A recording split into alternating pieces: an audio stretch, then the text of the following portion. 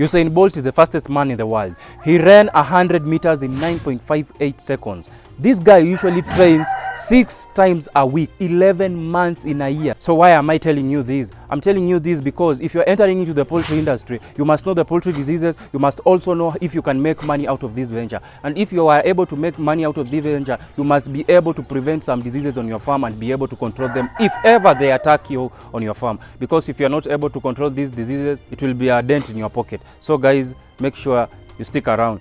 Before we continue, if you are watching this video, like and subscribe. Let's get this video to 100 likes. The first disease is coccidiosis. Coccidiosis is whereby you will find the gut of the chicken wall has been affected by a parasite and can lead to these signs. The first sign is bloody droppings, brown poop, loose droppings, ruffled feathers, and weight loss. And how can this disease be prevented? This disease can be prevented by the use of proper biosecurity measures on your farm. We have a disinfectant at the food bath. Second, you have to clean your feeders and drinkers every day so that the chicken cannot be infected if one of his chicken is infected on the farm. 3, you have to be feeding your chicken probiotics. I have a video on how you can prepare your own probiotics at home. Make sure you watch it up here, or it will be pinned down in the description. And also coccidiosis, make sure you are giving your chicken clean and proper feed. You know, on my farm, once a time back then, I gave my chicken the wrong feed, whereby I bought the growers mash because the growers mash were cheaper in the market, and I never wanted to buy the chick mash. The name growers mash was really enticing. According to me, it meant that the chicken will really grow at a faster rate.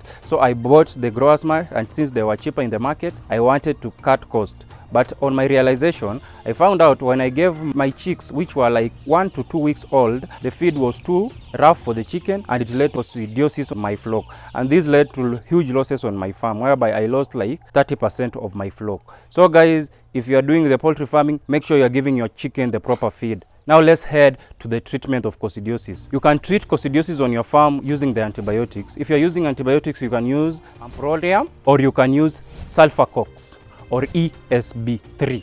Those are the conventional treatment that you can use to treat coccidiosis on your farm.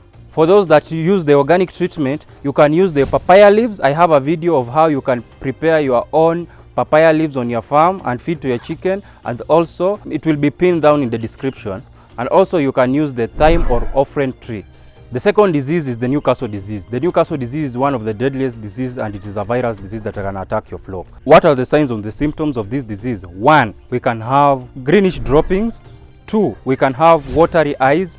3, we can have murky eyes. 4, nostril discharge. 5, reduced in egg production. 6, soft-shelled egg in the laying flock. 7, gasping for air. But don't confuse the gasping for air with that is caused by gapeworms. 8, we have something known as the twisting of the neck of the chicken.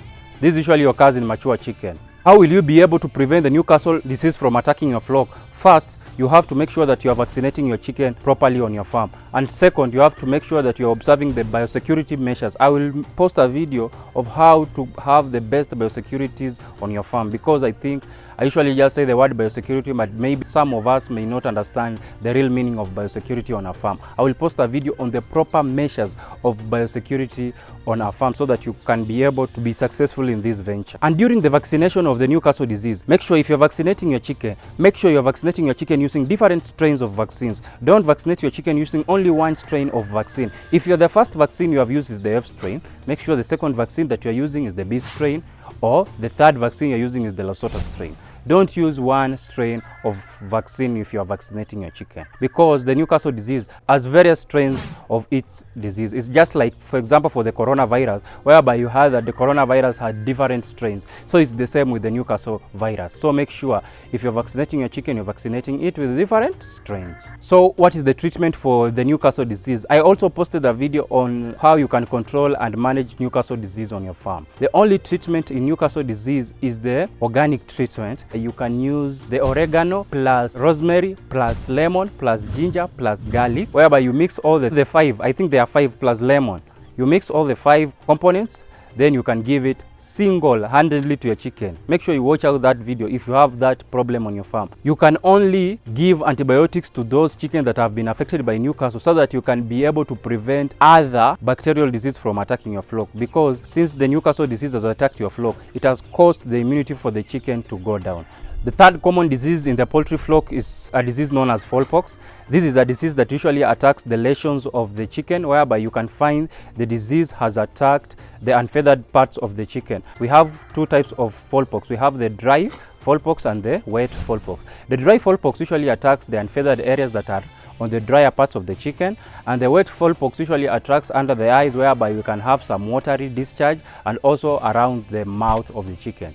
The fowl pox disease can be prevented by vaccination at the age of 5 weeks old. But if in your area you can find out that the fowl pox usually attacks the chicken at around 3 weeks old, make sure you're vaccinating your chicken at around 2 weeks old. And in your area, the fowl pox usually attack your chicken very early because maybe there is a lot of mosquitoes in that area. Make sure you're vaccinating your chickens earlier on, like 2 weeks of age, so that you can be able to prevent losses on your farm. So how can you be able to treat the fowl pox on your farm if it has attacked your farm? So how can you be able to treat it? You have tried to prevent it, but it hasn't been able to be preventable and it has attacked your farm. So what will you do? The first thing that you'll do, you'll be able to get milking salve and apply on the lesions. You might get milking salve that has something known as dichlorofen in it, so that it can be able to try and dry out those lesions on those chickens that have been affected by that fowl pox. In other birds that have a strong immunity, the lesions will be able to go away by themselves. And if you want to treat this fowl pox organically, you have to use the neem leaves, the mwarobaine here in Africa as it is called. If you have the neem leaves, make sure you boil the neem leaves. After you have boiled the neem leaves, then you take the neem leaves, then you squeeze out the juice from the neem leaves, then you apply on the lesions of the fowl pox. That is the only better part. You'll be able to treat the fowl pox. The fowl pox is a virus, but you can treat it in a way. The fourth disease is the infectious bronchitis, IBD. Don't confuse IBD, this IBD with another IBD called infectious basal disease. Infectious basal disease is kugumboro, but this one is infectious bronchitis disease. Infectious bronchitis disease, I can say this is the common cold for the chicken. What are the signs and symptoms of infectious bronchitis disease? 1, you can have nasal discharge. 2, you can have watery eyes. 3, you can have reduced feed and water intake on your flock. Don't say that, oh, my chicken have reduced the feed intake, so I am be able to save on some feeds. Your chicken may be sick. So that is one thing. Another sign and symptom for the infectious bronchitis disease is if for the laying hens you can have an egg drop in production. So how will you be able to prevent the infectious bronchitis disease? First, you must make sure that you are vaccinating your chicken. Have you ever heard, if you are going to buy the Newcastle vaccine, that your Newcastle vaccine must have Newcastle vaccine plus IBD? Have you ever heard of that? So that is whereby the infectious bronchitis is usually vaccinated. So make sure you're vaccinating your chicken properly. The second thing is proper ventilation of your coop.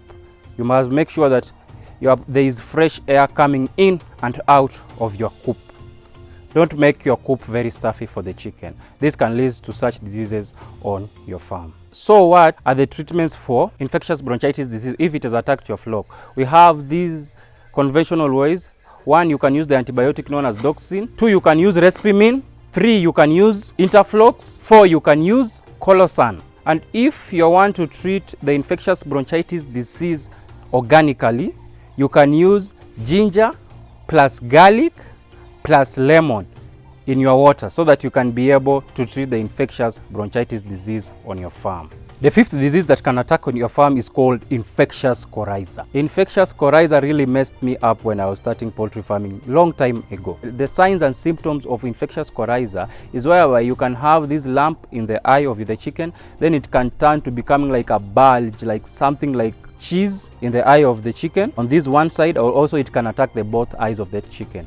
That is one significant sign, and usually starts with some watery eyes. After it starts with watery eyes, it can lead to nasal discharge.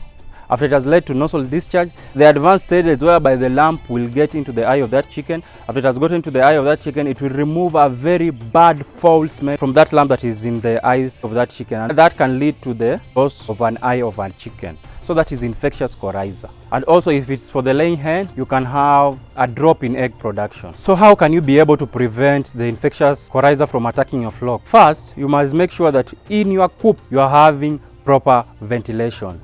Don't do the poor ventilation on your farm. I have posted a video on how to do proper ventilation on your farm. Make sure you check it out. Poultry farming is a very easy thing, but the smaller things is what most people usually ignore, and it can lead to huge messes on their farms. That is 1, proper ventilation. 2, proper sanitation on your farm. Make sure you're cleaning your drinkers. Don't let your drinkers have this sticky thing on the bottom of it. Make sure you're cleaning it. After every 24 hours, you're cleaning your drinkers. Another prevention, you can have a balanced diet on your farm. Because on my farm, the big thing I did is that I was mixing feeds that were not rich in protein. And this led to the immunity of that chicken going down, and that led to the chicken getting the infectious coryza. And also, I never had proper ventilation of my coop.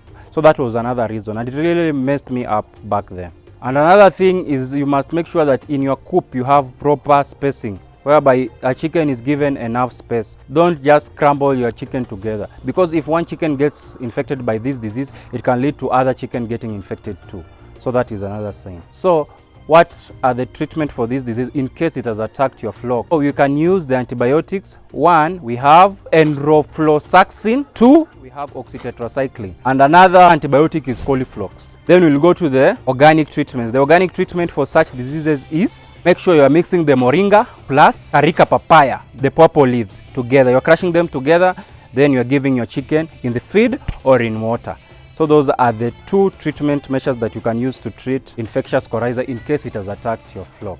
Last but not least, we'll go to our number 6. Our number 6 disease is known as Fowl Typhoid. This usually attacks your farm if you have poor sanitation on your farm. Once on the signs of symptoms, the whitish diarrhea, you are not seeing the whitish diarrhea since you have the wood shavings on the floor. You'll just find sudden there and end up and try to dissect the chicken. Then you can find that an enlarged spleen. That is one sign of a Fowl Typhoid on a farm, enlarged spleen. Second, you can find anemia in your chicken before they are dead. Another one, you can find the liver that is biled filled. You know, bile is greenish yellow in color, so you can find the liver that is like looking greenish yellow. That can be another sign that your chicken has been attacked by Fowl Typhoid. These diseases usually are mainly caused because of poor biosecurity on your farms. I will have to make sure that I post a video on the biosecurity measures and what is biosecurity on a farm. The prevention for Fowl Typhoid is, at week 6, make sure you are doing the intramuscular vaccine, modified live or the killed vaccine for your chicken, whereby they are given at week 6 on the thighs of the chicken. So what in case if your chicken has been attacked by Fowl Typhoid? So how can you be able to treat them? The first thing that you have to use the conventional ways. Let's use the conventional ways, then we go to the organic. The conventional ways, you can use the ESB3. That will be able to treat that disease on your farm. For the organic, you have to use oregano. The also benefit of that is that you can use oregano in the prevention measures by giving the oregano over and over to your chicken. You know, the better thing is that oregano doesn't have that negative effects even if you are giving it most to your chicken, because it is a natural thing that is occurring in the environment. So this, you know, all of these drugs nowadays, these drugs of this chicken, they are available in the natural setup. But you know, since the world keeps on changing and people are keeping more and more flocks, because for example, if you are keeping like 10,000 chicken, you won't be able to get enough oregano to feed your 10,000 chicken. You can only use the antibiotics or the conventional way so that you can be able to treat. But if you are keeping a smaller flock like 100 to 500 at max, you can be able to use the organic way to treat your chicken. So guys, if you're doing poultry farming, make sure you take into consideration those 6 diseases. Thank you guys for watching, and make sure you like, subscribe to the video. If you haven't watched on how to start a poultry farm in 2024, make sure you click up here.